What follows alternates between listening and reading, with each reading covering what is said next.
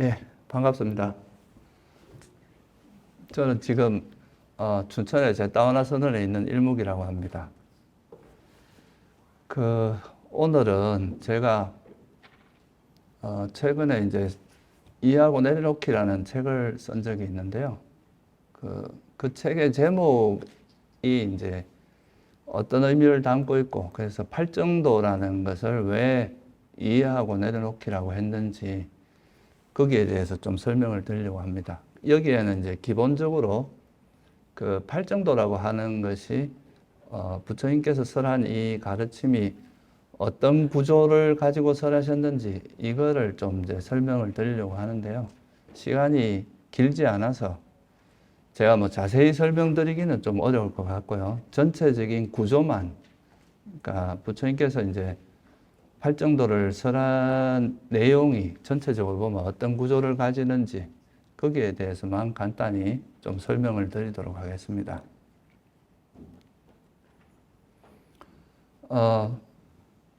부처님께서 이제 당신이 이제 괴로움,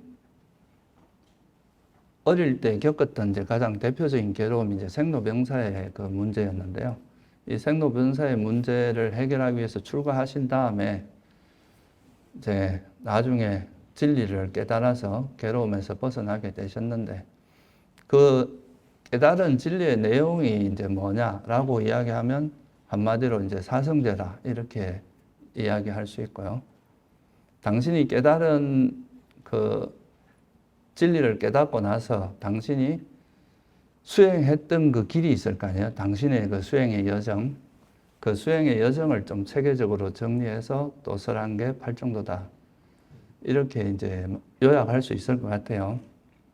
근데 이제 그 사성제 속에 도성제가 팔정도고, 팔정도에서 또 바른견해가 사성제이기 때문에 결국은 이게 이제 같이 서로 연결되어 있는 건데, 어쨌든 이제 부처님께서 말씀하신 그 이제 가르침의 핵심이 사성제고, 그거를 이제 구체적으로 실천하는 방법론으로 설한 게 팔정도다. 이렇게 이제 이해하시면 좋을 것 같고요. 그럼 먼저 당신이 이제 부처님께서 깨달은 내용, 그러니까 이제 우리가 니까야나 아함이나 이런 데 보면 당신이 깨달은 내용을 내가 뭘 깨달아서 이제 괴로움을 소멸했다 이렇게 이야기할 때 괴로움의 진리를 깨달았다. 괴로움의 일어남의 진리를 깨달았다. 괴로움 소멸의 진리. 그리고 괴로움의 소멸로 인도하는 도닦음을 나는 깨달았다. 이렇게 이야기를 합니다. 그래서 이제 당신이 깨달은 내용이 뭔지 먼저 좀 간단히 살펴보고요. 그리고 이제 이걸 깨달으시고 나서 그렇다면 당신과 같이 다른 모든 존재들도 그 괴로움에서 벗어나기 위해서는 어떻게 수행해야 되는가? 그거를 이제 아무래도 이제 당신께서 수행하신 거를 기반으로 하셨겠죠. 그죠? 그 당신이 이제 경험하신 그 내용을 토대로 해서 그 당신의 수행 방법을 체계적으로 정리해서 이제 설한 것이 팔정도라고 보시면 되는데요. 그러면 제일 먼저 이제 당신이 이렇게 그 깨달음 얻고 나서 이렇게 이 세상을 바라보니까 이 세상은 물질적인 요소와 비물질적인 요소로 이루어져 있다. 이렇게 이제 이해를 하신 겁니다. 그러니까 우리 몸과 같이 어떤 물질로 이루어진 것이 있으면 또 이 몸을 의지해서 일어나는 우리 정신적인 현상, 이런 것들은 이제 비물질로 바라본 거죠. 그래서 그거를 빨리어로 루빠 나마라고 하기도 하는데 아루빠라 하기도 하거든요. 그 물질이 아닌 거라고 하기도 하는데 물질과 정신으로 이루어져 있다. 또는 물질과 비물질로 이루어져 있고, 또 이 정신이라고 하는 것은 좀 더 나누면 수상행식이라고 이제 많이 들어보셨을 거예요. 느낌과 인식과 그 다음에 이제 형성, 의식 이렇게 한 네 가지로 또 더 세분화할 수 있습니다. 그래서 이 존재의 본질은 이제 그 물질과 정신이고, 또 그것은 다르게 말하면 다섯 무더기, 이제 색수상행식이라고 하는 물질과 느낌과 인식과 형성, 의식이라고 하는 다섯 무더기로 이루어져 있다. 이렇게 이제 말씀하셨는데, 왜 이런 이제 분류를 했느냐 하면, 우리한테 괴로움을 경험하는 것은 실제 이런 이런 무정물이 경험하는 건 아니잖아요. 그죠? 살아있는 생명체에게서 괴로움이 일어나고 있고, 그 생명체의 본질은 이런 물질적인 것과 비물질적인 것, 이 두 가지로 이루어져 있다. 이거를 이제 발견하신 거고, 또 이 세상에 있는 모든 것은 다 이제 이런 물질 아니면 비물질적인, 그러니까 조금 더 자세히 말하면 5가지의 무더기로 구성되어 있는데, 이 5가지 무더기는 자세히 당신께서 살펴보니까 다 이유 없이 일어나는 건 없더라. 이렇게 이제 보신 거죠. 일어나는 데는 다 이유가 있더라. 원인이 있더라. 조건이 있다. 이렇게 보신 겁니다. 그래서 우리가 살고 있는 이 세상에 있는 모든 것들은 다 어떤 일어나는 것은 그냥 우연히 일어나는 것이 아니라, 또는 어떤 조물주가 만들어내는 게 아니라 어떤 조건에서 일어난다. 이거를 이제 발견하셨어요. 그래서 조건을 의지해서 어떤 현상들이 다 일어난다. 이게 이제 연기의 가르침입니다. 그래서 조건에서 일어났다는 말은 또 조건이 바뀌면은 이 현상은 이제 사라지거나 변할 수밖에 없다는 것을 내포하고 있는 거죠. 그죠? 그러니까 우리 사람도 음식을 먹어야 유지가 되는데 음식을 안 먹으면 죽잖아요. 그죠? 그것도 이제 음식이라는 조건을 의지하고 있는 거니까, 음식이라는 조건이 만약에 무너져 버리면 이제 몸도 무너지게 된다. 그래서 이 세상에 있는 모든 것들은 다 변하기 마련이다. 이게 이제 첫 번째 발견하신 거고, 또 하나는 변하기 마련인 것에서 우리가 뭔가 안정적인 걸 찾기는 어렵잖아요. 아무리 현재가 내가 행복하다 해도 변한다는 건 이게 다시 괴로움으로 변할 수 있다는 거니까 불안정성을 이야기하는 거죠. 그래서 이제 변하기 마련인 것은 이것 자체가 확실성도 없고 불확실성을 가지고 있고 안전하지 않다. 이런 의미에서 괴로움의 속성이 있다고 말씀하신 겁니다. 그리고 이제 무상하고 괴로움의 속성이 있는 것을 어떻게 내 것이라 하겠느냐. 나라고 할 만한 건 없다. 무상하다는 것은 생기고 나서 형성되고 나면 언젠가는 사라진다는 건데, 내가 아무리 사라지지 말라고 한다고 해서 이게 사라지지 않지는 않잖아요. 그죠? 그러니까 이거는 내가 통제할 수가 없다는 거예요. 내 마음대로. 그리고 괴로움의 속성이 있는 것을 내가 아무리 영원히 행복해라라고 명령한다 해도 안 된다 이거죠. 그래서 무상하고 괴로움의 속성이 있는 것은 나의 것도 아니고 나도 아니고 나의 자아라고 하기도 어렵다. 그래서 이제 무아라는 가르침을 설하게 된 거죠. 그래서 이 부처님께서 발견하신 그 대표적인 진리는 이 세상에 있는 모든 것, 특히 존재라고 하는 것의 본질은 오온 또는 이제 물질과 정신으로 이루어져 있고, 그것은 조건에서 만들어진 거다, 형성된 거다. 그래서 이거는 무상하고 변하기 마련이고 또 불안정하고 불확실하고 내 것이라 할 만한 것이 없다. 이 진리를 터득한 게 바로 이제 이거를 한마디로 말해서 고성제라고 이제 설명을 하신 겁니다. 그 중에 특히 괴로움이다. 이 존재로 다시 말해서 형성되는 것 자체가 가지고 있는 속성이 안정적이지 않다는 거죠. 그래서 이제 불안정하고 불확실해서 이거는 괴로움이다. 그래서 한마디로 이거를 이제 괴로움의 성스러운 진리라고 이야기하고, 그래서 대념성에도 보면은 이 고성제는 한마디로 5무더기 자체가 괴로움이다. 이게 이제 고성제의 내용입니다. 그렇다면은 이제 이게 우리가 사는 세상의 본질적인 진리의 모습인 거죠. 근데 왜 이 세상은 이제 이렇게 구성되어 있는데 우리는 왜 그러면 괴로움을 경험하고 살아가느냐? 왜 생로병사가 있고 왜 이렇게 태어나서 생로병사를 겪을 수밖에 없고 수많은 정신적 고통을 겪느냐? 그 원인을 이제 또 추구를 하셨겠죠. 그 원인이 뭐냐 하면 가래 때문이다. 이렇게 이제 말씀을 하신 겁니다. 그러니까 사라지기 마련인 것인데 사라지지 말라고 집착하니까 괴로움이 일어난다는 거예요. 또 불안정하고 안정적이지 않은 것이 본질인데 그거를 안정을 원하면은 또 그걸로 인해서 괴로움이, 거기에 집착을 하면은 내 것이 아닌 걸 내 것이라고 거머쥐고 집착하면 괴로움이 일어난다. 그래서 이 괴로움이 일어나는 그 가장 대표적인 원인이 가래라고 보신 거죠. 근데 이 가래는 왜 일어나느냐? 이런 어리석음 때문에 일어난다는 거예요. 진리를 모르는 어리석음.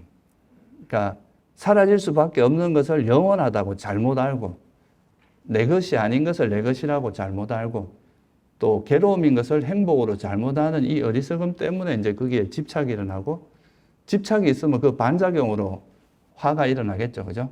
여러분이 원하는 걸 얻지 못하면 괴로움이 일어나잖아요. 그죠?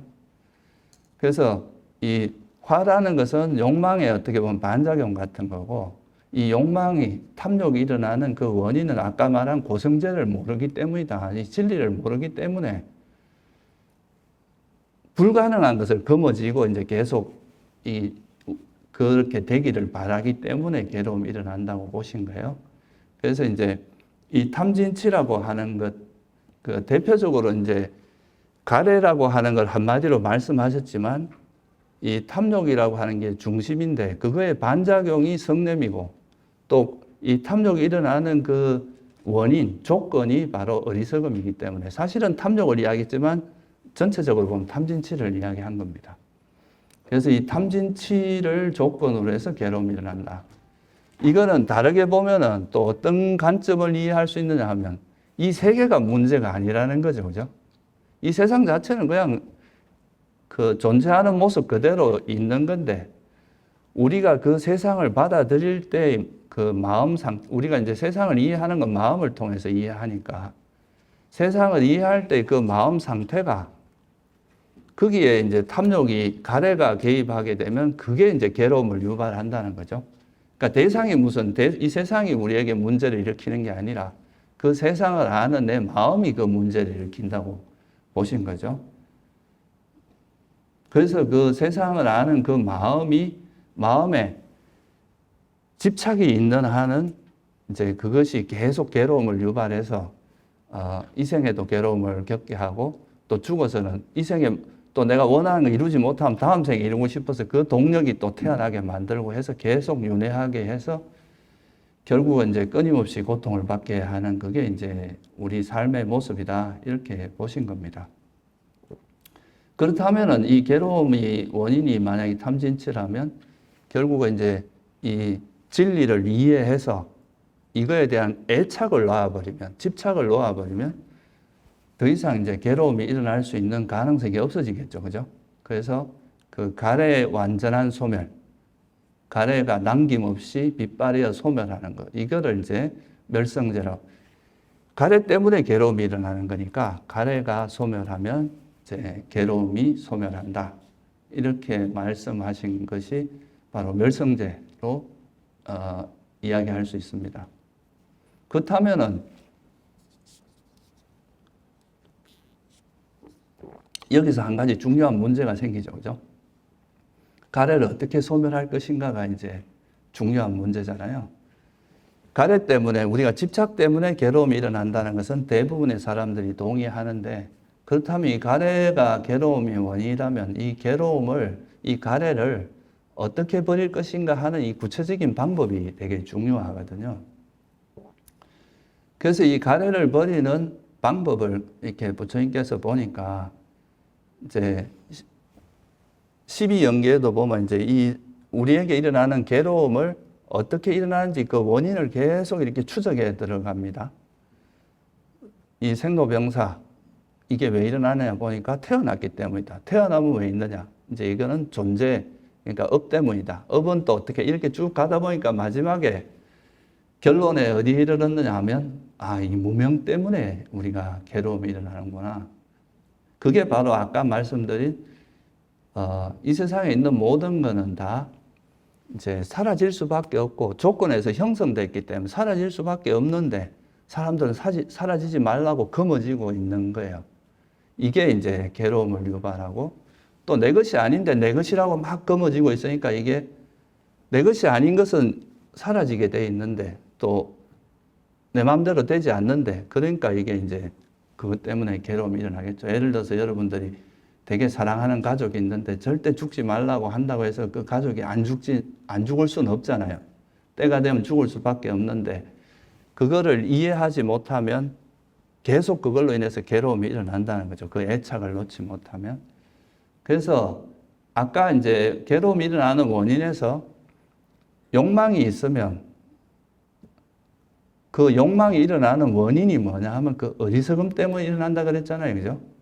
그러니까 이제 우리가 그렇다면은 이 탐욕, 가래, 욕망을 버리는 방법은 뭐냐 하면 이 어리석음을 부숴야 되는데 이 어리석음을 깨는 방법은 진리를 이해하는 거라는 거죠.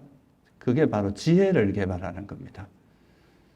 그래서 그 수타니파타라고 하는 되게 가장 오래된 경전에 보면은 그 괴로움이 일어나는 우두머리가 뭐냐 이렇게 말씀을 해요. 그러니까 그 우두머리는 무명이다 이렇게 대답을 하고요. 그럼 그 우두머리를 자르는 건 뭐냐? 그 머리를 떨어뜨리는 건 뭐냐라고 물었을 때 명지라고 대답을 합니다. 그러니까 무명이라는 것은 진리를, 그러니까 이 세상이 존재하는 진리를 모르기 때문에 그에 역행되는 이제 자꾸 집착을 하기 때문에 문제가 일어나니까 그 무명을 깨는 것은 명지다 이거죠. 무명은 사성제, 그러니까 부처님 불교적으로 말하면 이제 부처님께서 진리라고 말씀하신 이 사성제를 모르는 게 무명이다. 경전에 보면 그렇게 정확히 나옵니다. 그리고 명지는 뭐냐? 사성제에 대한 지혜고 무명은 사성제에 대한 무지다. 이렇게 설명을 합니다. 그래서 사성제에 대한 지혜가 있으면 그 사성제에 대한 무명이 깨지게 되잖아요. 그죠? 어리석음이 깨지면 이제 무상함을 무상함으로 받아들이고 괴로움을 괴로움으로 받아들이고 내 것이 아닌 것을 내 것이 아니고 무아라고 받아들이면 여기에 대한 애착이 놓아진다는 거죠. 그래서 이 지혜를 개발함으로써 이 어리석음이 깨지게 되죠. 명지가 있으면 무명이 깨지니까. 어리석음이 깨지면 어리석음을 조건으로 일어나는 탐욕도 버려지고 탐욕이 버려지면 탐욕의 반작용인 성냄도 버려질 수밖에 없다. 그래서 부처님께서 이제 이 가래를 버리는 무기로서 정확하게 이제 낸 건 진리에 대한 통찰입니다. 진리를 이해하고 그거를 깨닫는 것. 그게 바로 사성제에 대한 지혜. 아까 말한 것은 이 세상에 있는 모든 것들은 형성됐기 때문에 이거는 변할 수밖에 없고 내 것이라고 할 수도 없고 불안정하다. 이거를 이제 수용하는 거, 이해하는 거죠. 그래서 그 지혜를 개발하는 것이 이제 중요하고 이 진리를 통찰하게 하는 거죠. 그리고 이 지혜를 개발하기 위해서는 우리 마음에 욕망이나 화 이런 게 있는 상황에서는 마음이 어지러워서 현상을 있는 그대로 볼 수 없다는 거죠. 내가 막 화가 나 있고 집착이 있으면 좋은 것만 보게 되고 화가 있으면 안 좋은 것만 보려고 하기 때문에 이거를 일단 좀 가라앉히는 과정이 필요한데 그게 이제 삼매라고 하는 것이 필요합니다. 마음이 좀 깨끗해져야 되는 거죠. 그 깨끗함을 또 도와주는 게 계라고 할 수 있거든요. 계를 잘 지킴으로써 우리 마음이 안정되고 삼매에 드는데 도움이 됩니다. 그래서 이 지혜를 개발하는 것이 메인입니다. 그래서 이 지혜를 개발하면 그게 소위 말해서 우리가 이 현상계를 확실히 이해하면 거기서 이 소위 말하는 가래는 놓아질 수밖에 없어요. 그래서 이 지혜를 개발하는 수단, 이제 도와주는 요소로서 삼매와 계를 이제 도와주는 걸로 해서 그래서 계정해라는 것을 이제 말씀하셨고 그게 이제 팔정도로 정리가 되어 있습니다. 그래서 이 팔정도는 이 계정해를 실천함으로써 궁극적으로 이제 진리를 깨닫는 지혜가 생겨서 그 지혜의 힘으로 가래를 내려놓는 이게 바로 이해하고 내려놓기라고 하는 겁니다. 우리가 지혜가 생기면 그 지혜의 힘으로 어리석음이 버려지고 그 어리석음이 버려져야 가래가 놓아진다는 거죠. 억지로 이걸 참는다고 버려지는 게 아니라는 거예요. 이거는 내가 집착할 만한 가치가 하나도 없다는 것을 정확히 이해해야 버려진다는 거죠. 제가 이 컵에 있는데 이 컵이 되게 뜨겁다는 것을 만약에 이게 뜨거운 거라면 이게 뜨겁다는 것을 명확히 아는 사람은 이거를 더 이상 쥐지 않을 거예요. 그죠? 근데 이게 뜨거운 줄 모르면 이걸 계속 쥐고 있으면서 어떻게 하면 괴로움을 버릴 것인가? 뜨거워 죽겠는데 여기다 물을 붓고 아무리 해봐야 이건 임시방편이지 안 된다는 거죠. 그러니까 이게 뜨겁다는 것을 정확히 이해한 사람은 이거를 이제 놓게 되겠죠. 그죠? 그게 바로 이제 부처님께서 말씀하신 그 중도의 핵심이고 팔정도를 다른 말로 하면 중도라고 하기도 하거든요. 그래서 이 중도라는 그 이제 수행의 핵심은 바로 그 세상의 진리를 명확히 이해하고 통찰해서 그 지혜의 힘으로 이제 가래를 내려놓고 탐진치를 내려놓는 거다. 그렇게 한마디로 말할 수 있습니다. 그렇다면 지금 말씀드린 이 부분을 조금 더 구체적으로 팔정도라고 하는 이해하고 내려놓는 게 어떤 메커니즘에서 그게 가능한 건지를 좀 설명을 드릴게요.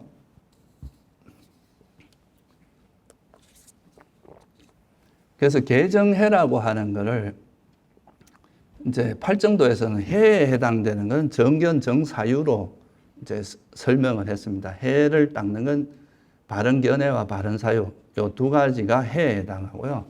개는 어디에 해당하면 정업, 정명, 그죠? 바른말, 바른행위, 바른생계 요 세 가지가 개에 해당하고 그 다음에 이제 정정진, 정념, 정정 그러니까 바른정진과 바른기억, 바른삼매 요 세 가지가 정에 해당합니다. 그래서 지혜를 바탕으로 해서 지혜와 계를 바탕으로 해서 삼매를 개발한 다음에 이 삼매를 기반으로 다시 해를 완성하는 쪽의 메커니즘이라고 할 수 있습니다. 왜 그러니까 부처님께서는 개정해라고 하지 않고 해 개정으로 설했느냐 하면요. 일단은 기본적으로 우리가 이제 스스로 이 진리를 터득하기에는 너무나 장구한 세월이 걸릴 수도 있고 너무나 어렵습니다. 그래서 우리도 어떤 일을 할 때 우리가 좀 그거를 좀 효과적으로 하기 위해서는 성공한 사람 거를 벤치마킹 하잖아요. 그죠? 그쪽에서 성공한 사람들이 해놓은 길을 참고해서 그걸 먼저 한 다음에 그걸 자기 거 토대로 해서 이제 자기 걸 하는 거죠. 여러분이 히말라야 갈 때도 히말라야도 그 올라가는 루트가 있을 거 아니에요. 그죠? 그 루트를 잘 따라가면 덜 위험하고 좀 안전하게 그 정상에 올라갈 수 있지만 그런 루트를 무시하고 초보자들이 자기 멋대로 가버리면 그거는 이제 죽음에 이를 수도 있다 이거예요. 그죠? 실제로 이 수행이라고 하는 건 되게 정신적인 영역이라서 잘 모르고 수행을 하게 되면 되게 엉뚱한 길로 가기가 되게 쉽습니다. 그래서 일단 부처님께서 이제 바른견해라고 하는 너희들이 이 세상을 바라볼 때 이런 눈으로 바라봐야 된다는 것에 대한 이 기본 가이드를 큰 길을 좀 제시를 하신 겁니다. 그게 바른견해인데 당신이 깨달은 내용을 좀 체계적으로 정리해서 아까 말씀드린 그 사성제에 대한 눈으로 이 세상은 다 형성된 것으로 봐라. 그러니까 이 형성된 게 문제가 아니라 이것에 대한 가래 때문에 괴로움이 일어난다는 걸 알아야 되고 그래서 이 이거를 탐진치를 뿌리로 하는 이 마음을 불선한 마음이다 또는 해로운 마음이다 이렇게 이제 우리가 표현하는 거고요. 그러니까 이게 버려진 게 그것이 없어진 상태가 이 가래가 없어진 상태가 열반이고 그걸 닦는 방법을 위해서 내가 지금 너희들에게 설한 팔정도를 닦아야 된다. 이런 거를 염두에 두고 수행을 하라는 거죠. 이런 관점을 모르고 자기 멋대로 해서는 너무나 많은 시행착오를 겪을 수 있다는 거예요. 그래서 바른 견해를 먼저 이제 제시해서 수행의 방향성과 어떤 방향으로 가야 되는지 그 방향성과 또 그 어떤 방법은 팔정도로 이야기했고 방향성은 이제 그 사성제를 통해서 뭐가 괴로움이고 뭐가 괴로움의 소멸이다. 이 열반이 괴로움의 소멸이거든. 그럼 이제 괴로움의 원인은 뭐고 어떻게 하면 그걸 버릴 수 있는지 이거를 정확히 그런 방향을 잡고 수행을 하라 이 말이겠죠. 그래서 이 바른 견해를 중심으로 해서 그 다음에 이제 계를 지켜야 된다. 계를 지키는 건 이제 우리가 큰 악행에서 깍행을 짓지 않도록 우리 마음을 어느 정도 이제 보호하는 효과가 있거든요. 단속하고. 그래서 말을 할 때도 일상 속에서 말을 할 때도 바른 말을 하고 바른 행동도 이 좀 진리에 맞게 그러니까 진리에 맞게 행동한다. 바른 견해를 좀 쉽게 이야기하면 결국은 우리가 대상을 통해서 우리 마음이 어떻게 작용하느냐가 중요하다 그랬잖아요. 그러면 이 마음에서 욕망이 있거나 탐진치가 있는 행동이나 말이나 그런 생계를 이어갈 때도 탐진치, 욕망을, 이 핵심적으로 말하면 욕망을 기반으로 하는 것은 멈춰라는 거예요. 그리고 욕망이 없는, 탐욕이 없고 성냄이 없고 어리석음이 없는, 다시 말하면 좀 지혜나 자비를 기반으로 하는 이런 거는 행하라. 이게 이제 계를 닦는 거에 이제 제일 기본적인 거거든요. 그걸 행하다 보면 우리가 자기도 모르게 이제 그런 마음들이 우리 마음에 자꾸 이렇게 습관이 될 거 아니에요. 그죠? 그래서 계를 지키는 것도 수행에서 굉장히 중요한 역할을 합니다. 그리고 이제 바른 견해를 갖추는 것, 처음에 바른 견해를 갖추는 것은 우리가 지혜도 문사수라에서 세 가지 형태가 있는데, 처음에는 듣고 배우는 방법밖에 없어요. 배운 다음에 그걸 이제 직접 실천을 해서 자기 걸로 만드는데, 처음 시작을 할 때는 그 선지식이나 부처님의 가르침을 듣고 그걸 깊이 사유하면서 배운 다음에 수행에 들어가야 되겠죠. 그죠? 그래서 정경과 정사유가 해에 해당한다고 할 수 있습니다. 그렇게 해서 이제 이런 바른 견해를 갖추고 나면 그 다음에는 직접 이제 바른 견해를 갖추고, 또 바른 견해를 처음엔 들을 수밖에 없다 그랬죠. 일단은 들어야 됩니다. 우리가 불교가 어떻게 생겼어요? 부처님이 나시고 나서 불교가 생긴 거잖아요.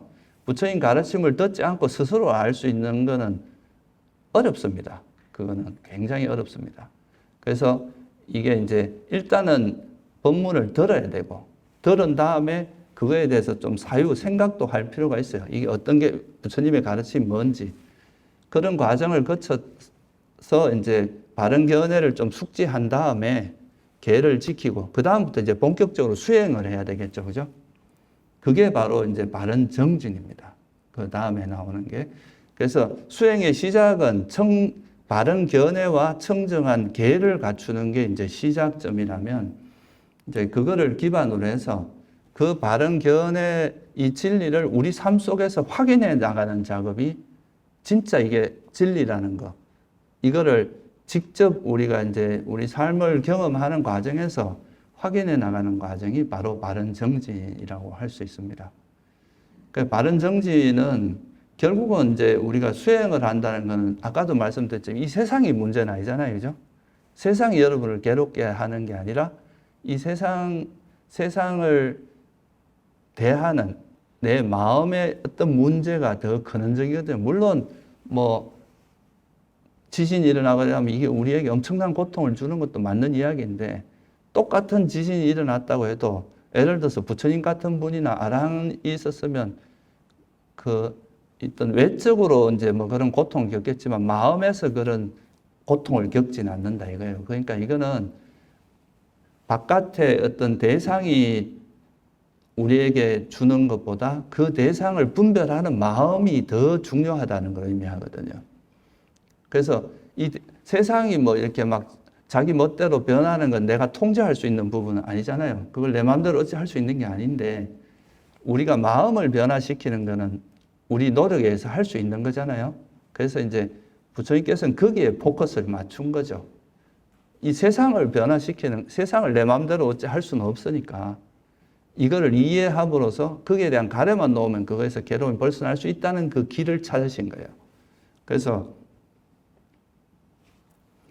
이제 바른 정진이라고 하는 것은 세상을 대할 때 내 마음이 에서 탐욕이 작용하지 않고 오히려 지혜의 프레임으로 바뀌도록, 그러니까 항상 우리는 세상을 살 때 항상 욕망을 기반으로 해서 성냄이나 이제 어리석음이 같이 함께 하게 되는데, 이렇게 살아가는 방식을 지혜가 중심이 돼서 지혜를 기반으로 수행을 이끌어 나가는, 삶을 살아가는 그런 방식으로 전환을 하라는 거죠. 그래서 이런 지혜를 제공해 주는 게 바로 바른 견해고 사성제에 대한 지혜거든요.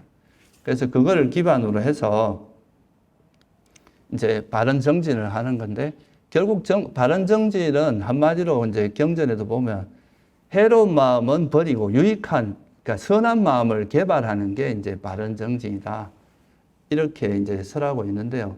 여러분들이 마음속에 이제 집착이 많고 화가 많으면 그 자체로 우리 마음을 되게 힘들게 만들고 또 마음을 꼬이게 만들고 뭔가 왜곡되게 만들고 이렇잖아요. 그죠? 그거를 풀어내가지고 이 탐진치로 이렇게 마음이 이렇게 꼬여있는 마음을 이렇게 실타래처럼 꼬여있는 마음을 풀어서 그거를 정상화시키는 과정이다. 이게 바른 정진이다. 이렇게 볼 수가 있는데요. 이거를 이제 이 과정을 통해서 자기도 모르게 이제 이런 그 사성제라는 이 진리가 터득되게 부처님께서 이렇게 시스템을 만들어 놓으신 겁니다. 그러니까 이제 수행에 제가 뭐 자세하게는 설명을 못 드리고 크게 두 가지 형태가 있는데 우리가 바르게 정진하는 거는 하나는 이제 생각 없이 현재를 알아차리는 소위 말 지켜보기에 어떤 프로세스가 있어요.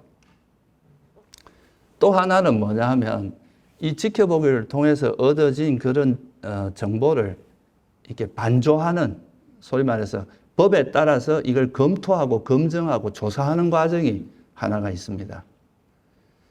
이게 무슨 말이냐 하면은 처음에는 우리가 이제 호흡 수행을 가지고 제가 예를 들어보면 호흡에다가 이제 마음을 이렇게 기울이고 호흡을 알아차리면서 이제 호흡과 우리가 마음을 호흡에만 딱 기울이겠다.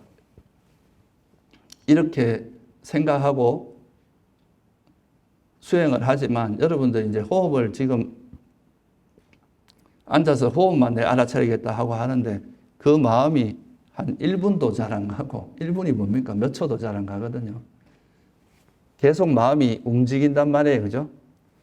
근데 여러분들이 원래 이제 아라한들의 마음, 이제 깨달은 분들의 마음 상태는 내가 원하는 생각은 할 수 있고 원하지 않는 생각은 안 할 수 있다고 합니다. 그러니까 내가 원할 때는 생각을 하고 원하지 않으면 할 수 있는. 근데 왜 여러분은 그게 안 되겠어요? 이 마음을 계속 어지럽게 만드는 뭐가 있기 때문에 그렇게 했어요? 탐진치가 있기 때문에, 번뇌가 있기 때문에 그럴 거 아니에요. 그죠? 그래서 이 호흡이라는 거를 하나의 방편으로 삼아가지고 호흡에 내가 머물겠다고 마음을, 호흡만 지켜보겠다고 마음을 쓰고 있는데 생각은 움직이게 돼 있어요. 그러면 이 움직이게 만드는 생각의 밑뿌리에는 뭐가 있겠어요? 여러분이 만약에 이제 번뇌가 없다면 이 생각이 안 움직인단 말이죠. 그래서 이 생각을 움직이는 데는 탐욕이나 성냄이나 후회나 의심이나 이런 것들이 여기 숨어 있어요. 그래서 이걸 알아차리고 이걸 내려놓는 방식으로 수행을 하는 거죠. 이거를 지금 또 욕망이 일어났고 욕망으로 인한 생각이구나. 성냄이 있는 생각이구나. 이걸 알고 내려놓는 그런 수행을 하다 보면 이 과정에서 여러분들 마음이 어떤 욕망이나 어떤 성냄이나 어떤 어리석음에 오염되어 있는지를 스스로 발견할 수 있어요. 그렇겠죠, 그죠? 계속 그걸 관찰하다 보면 내가 이런 거에 욕망이 많았구나, 자만이 많았구나, 내 견해가 엄청나게 강했구나. 그거를 이제 발견해 나가는 과정이거든요. 이걸 지켜보는 과정에서 그냥 이제 호흡이라는 거는 하나의 기본, 우리가 뭔가 마음을 둘 곳을 하나, 말뚝같이 마음을 둘 곳을 하나 둔 다음에 거기서 이렇게 요동치는 마음을 관찰함으로써 이게 내 마음이 평소에 어떻게 쓰여지고 있다는 걸 발견하는 거예요. 우리는 보통 대상으로 마음이 이제 항해져 있기 때문에 자기 마음이 어떻게 움직이는가를 거의 모르고 살아가거든요. 그런데 이제 호흡이라고 하는 어떤 기준점이 있으면 이걸 기본 대상이라고 이야기합니다. 이런 기준점이 있으면 여기에 머물지 않고 자꾸 돌아다니려고 하는 이 마음을 보기는 쉽거든요. 그래서 그걸 통해서 내가 이렇게 욕망이나 화가 많고 또 의심도 많고 후회도 많고 그렇다는 것을 발견함으로써 자기 마음의 실제 모습을 발견하게 돼요.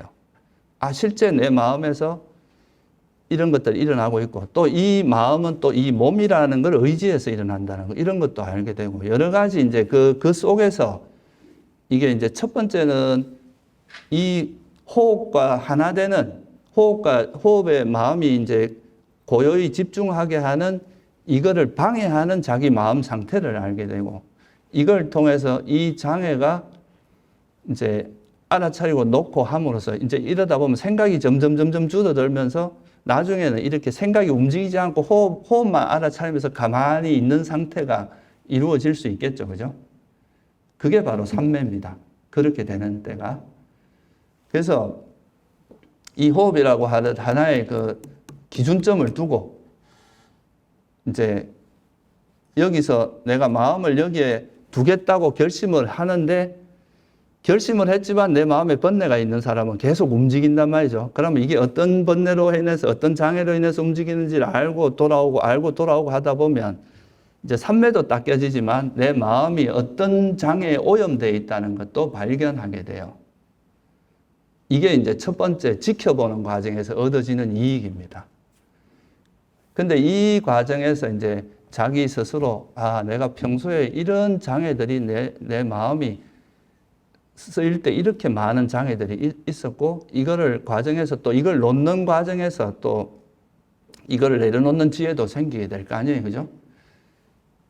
그 다음에 이렇게 해서 이제 이런 수행을 하고 난 다음에 끝나고 나면 이제 예를 들어서 한 30분 정도 이렇게 그 호흡에서 이제 호흡만 지켜보는 과정에서 이렇게 움직이는 생각을 내려놓는 수행을 하고 난 다음에 이제 수행이 끝나고 나서 이렇게 내가 수행한 걸 한번 복기를 해보는 거죠.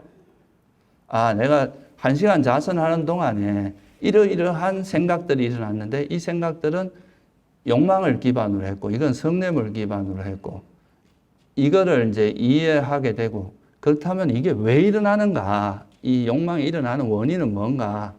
화가 일어나는 원인은 뭐고 또 이 화는 보통 욕망의 반작용이니까 욕망 때문에 일어나는데 이 욕망이 왜 일어나는가? 이거를 관찰하는 과정에서 이걸 내려놓을 때 이제 우리가 뭐 쓰이냐 하면 아까 집성제에서 이 탐진치 때문에 괴로움이 일어난다 그랬으니까 탐진치라는 거는 우리를 괴로움으로 인도하는 굉장히 해로운 마음 상태잖아요. 그죠? 그러니까 이건 이제 이건 해롭다. 우리가 독약은 정말 먹으면 죽고 우리를 괴롭게 한다는 걸 알면 멀리 하게 되잖아요. 그러니까 이제 이 탐진치가 해롭다는 걸 이해함으로써 탐진치를 내려놓을 수가 있거든요. 그래서 부처님께서 삼독심이라고 그랬단 말이죠. 이건 독과 같다 그랬단 말이죠.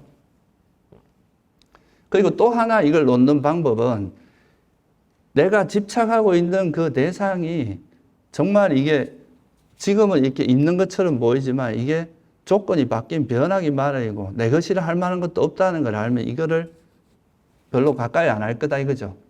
부처님께서 경전에 보면 이런 비유가 있습니다. 어떤 숲에 있는데 저 숲에서 어떤 사람이 그 숲에 있는 나뭇잎을 가져가면 네가 화를 내느냐 이렇게 물어봐요. 여러분이 지금 바깥에 쓰레기통에 뭘 가져간다고 화 안 내잖아요. 그죠? 근데 그건 왜냐? 내 것이 아니고 그건 관심이 없기 때문에. 근데 내가 애착하는 뭔가를 가져가면 엄청나게 화를 내겠죠. 그죠? 그와 마찬가지로 우리가 애착하고 있는 그 대상이 정말 조건에서 형성된 거라서 무상하고 괴로움이고 무하다는 걸 이해하면 그걸 집착을 안 하게 된다는 거죠. 그죠? 그래서 이 장애를 내려놓는 과정에서 이 탐진치가 해롭다는 것도 알게 되고 이 탐진치의 대상이 결국은 뭡니까? 이 세상에 있는 것들이잖아요. 그게 다 조건에서 형성돼서 무상하고 괴로움이고 무하라는 이것도 이해하게 된다는 거죠. 그러면 그게 이제 우리가 괴로움에서 벗어날 수 있게 하는 이 소위 말해서 이 반조 과정, 조건을 찾는 과정에서 이 장애가 왜 일어나는지도 알게 되고 이 장애가 어떻게 내려놓고 어떻게 버리는지 이거의 지혜도 이제 우리가 터득하게 되고 그 장애가 버려지면 막 탐욕이나 성냄에 시달리다가 그것이 완전히 버려진 마음 상태를 경험하면 너무 또 평온하고 행복하고 이러잖아요. 그러면 그걸 통해서 나중에 내가 이게 버려지면 열반이라는 것이 이렇게 탐진치가 버려지다 보면 정말 탐진치가 완전히 소멸하면 이렇게 평온하고 행복한 마음 상태가 되겠구나 하는 걸 또 미루어 짐작할 수 있겠죠. 그죠? 그렇게 이제 이 반조의 과정을 통해서 우리가 수행하면서 경험했던 것들을 법답게 해석하는 과정이 들어가게 됩니다. 그냥 그렇잖아요. 우리가 어떤 세속에서 어떤 일을 하고 나서 그 일을 끝나고 나서 그냥 끝내버리면 그거는 한때 경험으로 끝나는 건데, 우리가 경험한, 이제 수행을 통해서 경험한 그 내용을 이제 바른 견해에 맞게, 그거에 맞게 이래 검토하고 조사해서 그걸 법답게 이래 정리를 한번 해두면 다음에 또 이제 수행할 때는 좀 더 지혜롭게 대처할 수 있는 그런 게 되겠죠. 그죠? 그리고 이렇게 지켜보는 과정에서는 우리의 실제 모습을 알 수 있게 됩니다. 여기에서 내가 뭐 판단도 하지 않고 그냥 있는 그대로 보기만 하는 단계니까. 그죠? 그냥 단지, 탐욕이 있는 마음이구나, 성냄이 있는 마음이구나, 이건 말고 내려놓는 거고, 이건 뭐 몸의 통증이구나, 이렇게 말고 내려놓으면 되니까. 근데 이것만 가지고는 우리가 경험한 현상에 대한 이해가 좀 한계가 있으니까 이거를 수행이 끝난 다음에 부처님께서 말씀하신 그 법에 따라서, 이 물질도 다 조건에서 변하는 거구나.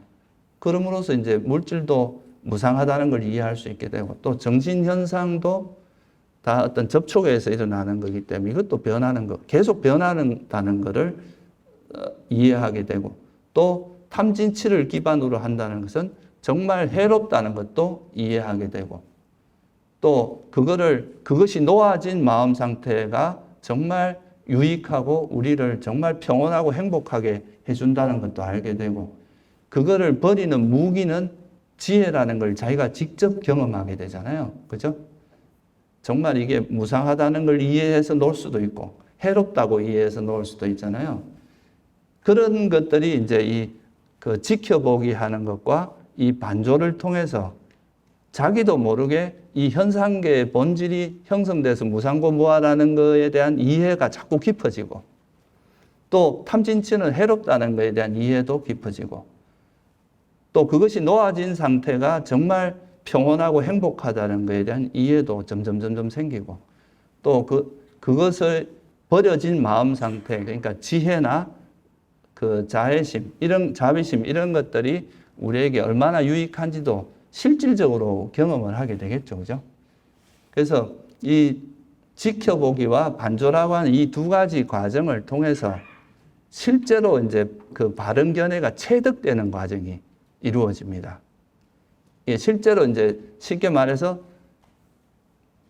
탐진치를 놓는 지혜가 생겨요. 탐진치를 어떤 지혜를 활용해야 이 탐진치가 버려진다는 것도 알게 되고, 이것이 버려졌을 때의 마음 상태가 어떤 상태라는 것, 소위 말해서 깨달음의 구성 요소 이런 게 생긴다는 것도 알게 되고,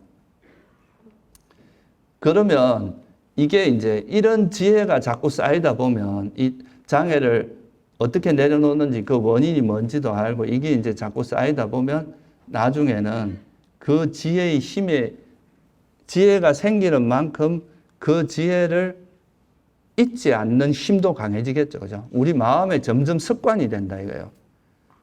여러분들이 한 번 지혜를 일으켰을 때하고 두 번 지혜를 일으켰을 때하고 계속 매 순간순간 열심히 일상 속에서 계속 그런 지혜가 생길 때는 그게 좀 다를 거 아니에요. 그죠? 그래서 이 지혜가 완전히 이제 우리 마음에 정착하게 되면 그거를 우리가 뭐라 하냐면 이 바른 정진을 통해서 이런 아까 말씀드린 이 장애를 내려놓는 지혜도 생기고, 이 소위 말해서 지혜나 자비를 유지하는 지혜도 생겨요. 그 지혜를 행주자와 어느 때나 잊지 않고 확실하게 내가 정착시키는 그게 바로 바른 기억의 확립입니다. 그게 이제 7번째 말하는 우리가 정념이라고 하는 것. 이 보통 정념을 마음 챙김이라고 번역을 하는데요. 그 번역이 잘못됐다는 건 아니고, 챙긴다는 것도 결국은 기억한다는 뜻입니다. 그런데 이거는 여러분들이 이제 이런 바른 정진을 통해서 우리가 장애를 내려놓고 그것이 어떤 지혜나 자비를 유지하는 그것도 일종의 노하우거든요. 여러분이 이제 수행을 통해서 직접 체득하는 이런 것들이 반복되고 하다 보면 그게 이제 나중에는 실제로 이제 마음에 체득이 되는 거죠. 수행을 하기 전에는 욕망으로 달려가는 게 기본적인 우리의 세팅이에요. 보통 사람들이. 근데 이 욕망의 위험성, 또 이것의 해로움을 알고 이걸 이제 놓는 방법, 욕망이 집착하고 있는 욕망이 일어나는 대상이 또 무상고 무아라는 걸 이해함으로써 이게 이제 놓아지기 시작하면 이제 욕망은 사라지고 지혜의 프레임으로 살아가는 이게 이제 우리 마음에 정착되는 거죠. 그러면 이 지혜의 힘으로서 장애가 완전히 놓아지고 이제 이 지혜가 확립되는 이거를 우리가 대념성에서 사띠 파타나라고 이야기합니다. 그러니까 이거를 번역하면 사띠, 그러니까 바른 기억이 현존한다 또는 바른 기억이 확립됐다 이런 뜻입니다. 그래서 이게 이제 어느 정도 충분히 정착하게 되면 제가 아까 말씀드렸듯이 이거를 이제 만약에 호흡 스윙을 예를 들면 호흡에다 내가 마음을 두려고 하는데 이 딴 데로 자꾸 생각이 움직이는 거는 이 번뇌가 자꾸 움직이게 만들어서 그런 거잖아요. 근데 이게 이제 여기에 마음을 두는 것이 이 장애가 완전히 이걸 내려놓는 지혜가 완전히 정착하게 되면 이것이 더 이상 일어나지 않게 되면 이 방해 요소가 없어지니까 그때는 내가 여기에 집중하려고 하지 않아도 그냥 내가 마음만 여기 기울이면 여기 붙어 있게 됩니다. 그러니까 딴 데로 생각이 움직이지 않고. 그래서 이렇게 된 상태를 우리가 뭐라고 하냐면 바른 삼매라고 이야기하고 이게 이제 선정이라고 이야기하는 거죠. 그래서 이거는 그러니까 우리가 보통은 이제 삼매라고 하면은 뭐 어떤 대상에 막 집중하는 것만 이야기하는데 실제 부처님께서 말씀하신 삼매는 이 지혜를 통해서 바른 견해라고 하는 이 지혜를 통해서 이 해로운 마음, 그러니까 장애, 번뇌 이거를 내려놓게 되면 우리 마음이 쉬어지면서 이 호흡과 하나 되는 걸 방해하는 그 요소가 빠지면서 여기에 그냥 자연스럽게 마음이 집중되어 버리는 이게 이제 바른 삼매라고 이야기한 겁니다. 이게 사실은 불교에서 굉장히 중요한 요소입니다. 이거를 선정이라고 했고요. 실제로 이제 불교가 쇠퇴하는 가장 큰 원인은 제가 볼 때 이 선정에 대한 이해가 잘못되기 시작하면서부터 불교가 쇠퇴한다고 볼 수 있어요. 실제로 이제 인도 불교에서 사실 인도 당시에도 삼매라는 개념은 있었어요. 근데 이 소위 말해서 자나라고 하는 이 선정은 부처님만이 설한 가르침입니다. 선정이 사실 인도에서 들어왔다고 말하는 분도 있는데 그건 잘못된 이야기고 오히려 이 선정이라는 게 불교를 대표하는 가르침이라고도 볼 수 있어요. 다른 이제 인도 당시에는 없었던 불교의 아주 독특한 그겁니다. 그래서 이거는 다른 점이 뭐냐, 보통 외도의 삼매는 대상에 집중하는 쪽으로 갑니다. 근데 불교의 삼매는 대상은 하나의 방편이고 이 대상과 집중이 안 되게 방해하는 이 장애 마음을 정리하고 길들이고 내려놓음으로써 이 마음이 길들여지면 자연스럽게 이제 마음이 쉬어지면서 삼매에 드는 이게 이제 바른 삼매거든요. 그래서 이 바른 삼매가 이루어지면 이제는 보세요. 우리 마음을 방해하는 요소가 다 장애도 사라져. 장애를 놓는 지혜도 생겼고 지혜도 이제 다 생겨가 장애도 놓아졌고 이제는 선한 마음만 쭉 이어지고 있는데 근데 그러니까 이때는 이 선정을 이루고 있는 이 마음 상태조차도 형성된 거라는 거. 이것도 역시 조건에서 만들어진 거잖아요. 그죠? 우리가 열심히 팔정도를 실천하는 그 조건에서 만들어진 거니까 그것마저도 역시 무상하고 이것도 역시 괴로움이고 무하다라는 통찰이 이루어지면 우리가 더 이상 집착할 게 없어져요. 처음에는 이제 세상에 대해서 집착해가지고 그거 집착을 내려놓는 거를 계속 선정을 닦는 과정에서 해왔잖아요. 그죠? 그건 다 놓았는데 이제는 자기 존재에 대한 집착만 남아있잖아요. 그죠? 나라고 하는 존재가 있는데 그 선정에 든 마음 상태가 나라는 존재인데 그것마저도 내 것이라 할 만한 것이 없고 무상한 거라는 것을 이해하면 소위 말해서 앞에서는 세상을 즐기고자 하는 감각적 욕망에 대한 가래가 버려졌다면 이 선정에 들어간 다음에서 그거를 이제 선정조차도 형성된 거라는 것을 통찰함으로써 이 나라는 선정에 들면 이 선정에 든 이 마음 상태와 그 마음이 의지하는 몸이 나라는 게 전부잖아요. 그죠? 그것마저도 형성됐다는 걸 알면 이제 존재에 대한 가래마저도 놓아지기 때문에 모든 가래를 소멸하고 이제 이 바른 삼매를 기반으로 해서 바른 지혜가 생긴다고 이야기합니다. 이 선정을 기반으로. 그럼 이 바른 지혜가 생기면 그게 바른 해탈이고, 이거를 이제 팔정도의 완성이라고 이야기합니다. 그래서 한마디로 말해서 이제 이 팔정도를 닦으면 이제 바른 견해를 기반으로 해서, 바른 견해와 계를 기반으로 해서 삼매를 이제 바른 정진을 하게 되고, 바른 정진을 하다 보면 장애를 내려놓는 지혜와 이런 지혜가 성숙하게 되면, 이게 소위 말 지혜가 이제 성숙하고 확립되면, 바른 기억이 확립되면 일시적으로 장애가 완전히 내려놓는데, 그게 바로 선정이고요. 이 선정을 기반으로 해서 이제 또 선정에 든 마음조차도 무상고무하다는 것을 이해하면, 이 선정을 이루고 있는 이 마음에 대한 가래마저도, 이 나라는 존재에 대한 가래마저도 완전히 버려지고, 이게 완전한 깨달음으로 이어지는 거다. 이렇게 이야기하고, 그래서 이제 마지막으로 말씀을 드리면, 그 팔정도를 닦게 되면 뭐를 철저히 알게 되냐 하면, 결국은 나라는 존재와 이 세상은 다 오온으로 이루어져 있는데, 이 오온 자체가 다 형성된 거고, 이건 정말 이게 무상하고 괴로움이고 내 것이라 할 만한 것이 없구나 하는 그거를 철저히 알게 되고, 이걸 철저히 알면 뭐가 버려지겠어요? 이 오온에 대한 애착, 가래가 완전히 버려지겠죠. 그죠?